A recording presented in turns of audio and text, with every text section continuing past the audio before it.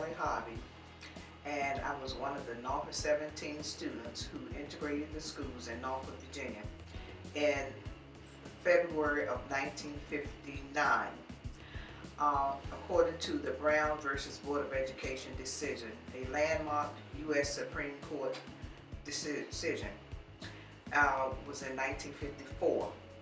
So as a result of that decision, the schools in Norfolk, Virginia, and well, the whole United States were supposed to integrate.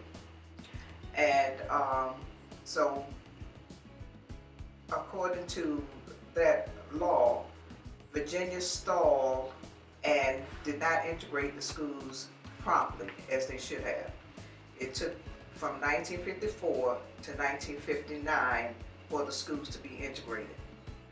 It was called Jim Crow, at the Jim Crow era at that particular time, that stalled the schools from being integrated. So how did they come up with the name, the Norfolk 17? Well, we were in Norfolk, Virginia, the city of Norfolk, Virginia. That's where I was born, and that's where I was raised, and that's where other people either migrated there or were born there.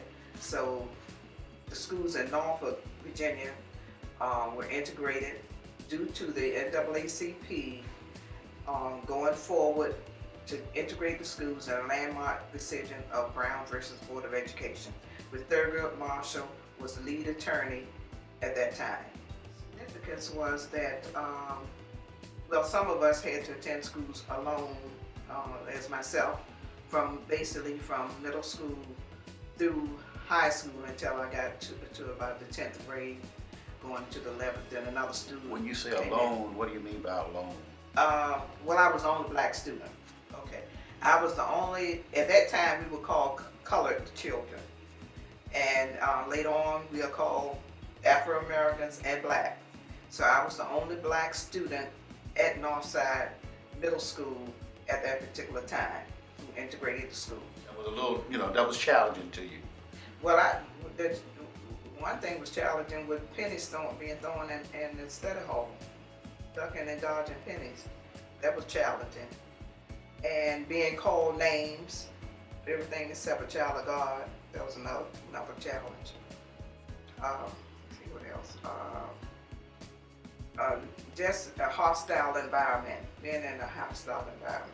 So out of that whole time, you've been the only black student, did you befriend any white person? I have one friend, and her name was Diane, and I lost her picture with her name on the back, and she was there for about a year at Northside, and then her parents were in the military. It affected my life in an adverse way and then in a positive way, I can say that, because I didn't want my children or any other children to experience the same thing if they didn't have to, for one thing, because it was like a daily battle. So I didn't want them to, go through the same thing. So.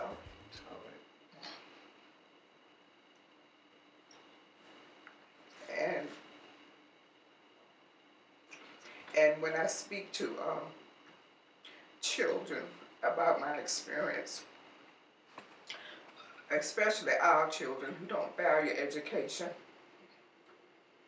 it's really heartbreaking. I've spoken to children in Maryland, New York, Virginia, and a lot of them say they couldn't have done it. And they couldn't have, endured it. And when I see them just not taking advantage of their education, throwing it away, throwing their lives away, and as we say, sometimes education, lack of education, can lead to many incarcerations. Black men are in jail, and they don't value the education until they get behind bars and then come out and try to find a job and try to work. That's the most heartbreaking of all. Okay.